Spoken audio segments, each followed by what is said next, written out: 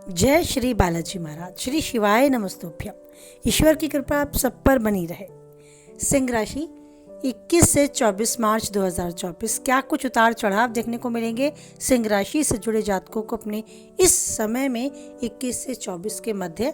आइए जानते हैं। मार्च 21 से 24 2024 सिंह राशि के जातकों के लिए समय खूब सतर्क रह के हर अवसर को समझने का है। अक्सर रंग में भंग डालने का काम आपके खुद के आसपास के लोग कर सकते हैं, तो आपको उनसे बहुत अच्छे से सतर्क रहना होगा। आपकी स्वजनों के साथ गलतफहमियां पैदा भी हो सकती हैं। ऐसे में इस दौरान किसी के साथ बात व्यवहार करते समय सावधानी का परिचय दें। अगर आप जॉब करते हैं, नौकरी पेशा लोग हैं, तो अपने कार्य में किसी प्रकार की लापरवाही करने से आपको बचना होगा, नहीं तो सीनियर के गुस्से का आप शिकार हो भी सकते हैं। यदि आप अपनी नौकरी में बदलाव सोच रहे हैं, तो आपको इस संबंध में निर्णय लेने में बहुत सोच समझकर कदम बढ़ाना होगा। करियर या कारोबार में किसी भी प्रकार का रिस्क लेने से आपको बचना होगा। ये समय आपके लिए उचित नहीं है। जो लोग समाज सेवा या राजनीति से जुड़े हैं, उनके लिए थोड़ा चुनौतीपूर्ण समय रहने वाला है। इस दौरान आस पड़ोस के लोगों से विवाद होने की भी आशंका है। ऐसे में आपको सामाजिक जीवन में पूर्ण सतर्क रहने की आवश्यकता है। अगर आप व्यवसाय करते हैं तो भी ये कंपटीशन का समय आपके लिए आपको तैयार करता है भविष्य में सही तरीके से जमकर अपने बाजार में साख बनाए रखने के लिए। आपको अपने प्रतिद्वंदियों के साथ इस कड़े कंपटीशन में मिलकर काम करने और आगे बढ़कर अपनी जगह बनाने के लिए थोड़ा परिश्रम अधिक करना पड़ सकता है, लेकिन समय अवश्य आपका साथ देगा। आपका परिश्रम आपका साथ देगा। इस दौरान घरेलू खर्चे भी अचानक से बढ़ सकते हैं। घर में साज सज्जा या मरम्मत जैसे खर्चों पर आपकी जेब ढीली हो सकती है। अपने आर्थिक दृष्टि को देखते हुए ही खर्चा करें। ऐसा ना हो कि आपका बजट गड़बड़ा जाए, तो खर्चा करने से पहले थोड़ा सोच विचार अवश्य करें। अगर उसे अनदेखा किया जा सकता है, टाला जा सकता है, तो अवश्य ही टाल दें। सिंह राशि से जुड़े जातक अगर सट्टा लॉटरी आदि में रुचि रखते हैं, तो इनसे आपको दूरी बनाए रखना बहुत ही आवश्यक है। कहीं ये चीज़ आपको ले ना डूबे, ये सोचते हुए इनसे थोड़ी दूरी बनाकर अवश्य ही रखें। अगर बात करें आपके पारिवारिक जीवन की, तो थोड़े से मतभेद हो सकते हैं, वाद विवाद तनाव आ सकता है आपके आपसे रिश्तों में, लेकिन आपको बड़ी बुद्धि और विवेक से कार्य लेना होगा और बहुत तरीके से इस समय को गुजारना होगा। जीवन साथी के साथ भी थोड़ा तनाव आपके साथ हो सकता है। रिश्तों में उलझन आपको नजर आ सकती है, लेकिन उस उलझन को सुलझाने के लिए आपको ही पहल करनी होगी। तो समय की नज़ाकत को समझते हुए इस समय को कैसे प्रेम पूर्वक हम अपने जीवन को चला सकते हैं, इस विषय पर खुद से सोचना होगा। सामने वाले की भावनाओं को समझते हुए अपने विचारों को मोड़ना होगा।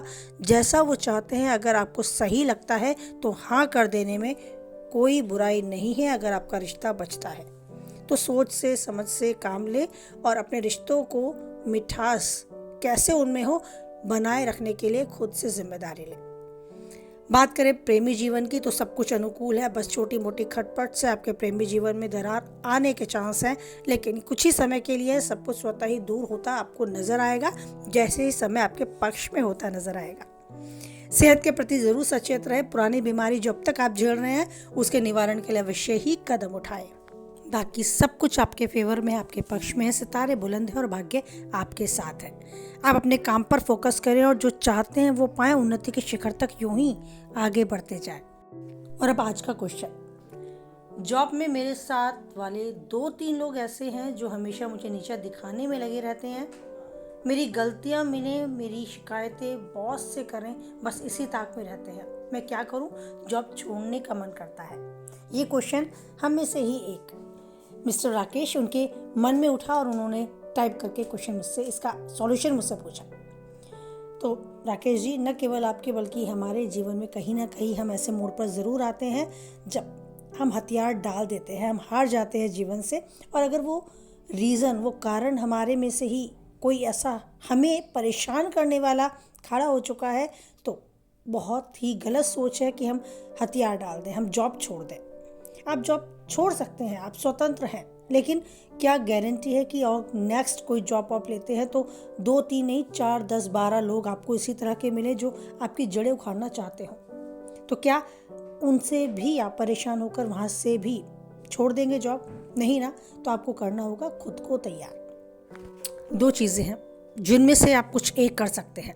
या तो उन्हें यानी सामने वाला जो आपको परेशान करने में लगा है उसे उसी की आवाज़ में उसी की तरीके से जवाब दें, टिट फॉर टैट, जैसे को तैसा।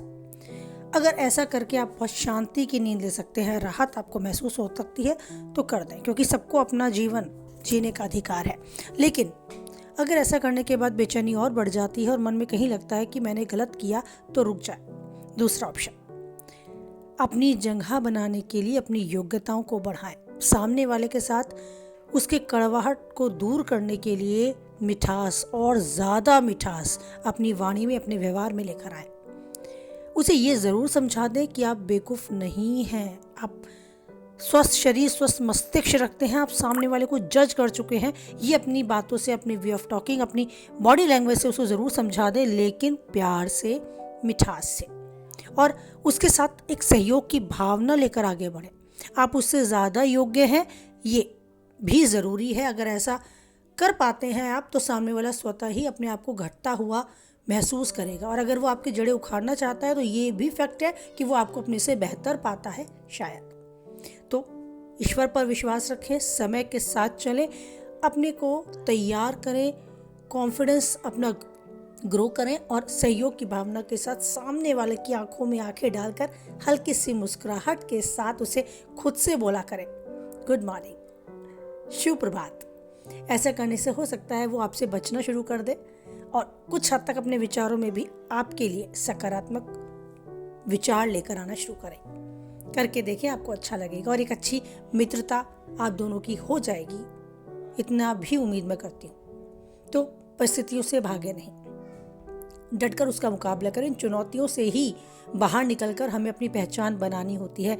ईश्वर हमारे सामने ऐसी चुनौतियाँ इसलिए लाता है क्योंकि वो हमें भीड़ से अलग पाता है। तो आप जीवन में अलग चमके, अपनी पहचान बना पाएं, जो चाहते हैं वो हासिल कर पाएं। इस उम्मीद के साथ वाणी को विराम देते हैं। कुछ हद तक वीडियो से सहमत रहते हैं तो लाइक करें, किसी की काम की बातें हैं तो शेयर करें, और पहली बार चैनल पे हैं, चैनल पे बने रहना चाहते हैं तो सब्सक्राइब करें। ईश्वर पर बनाए रखें आप यूं ही अटूट विश्वास, क्योंकि माने परिस्थिति कैसी भी हो, एक वही है जो नहीं छोड़ेगा हमारा साथ। बोलिए जय बालाजी महाराज, जय माता दी।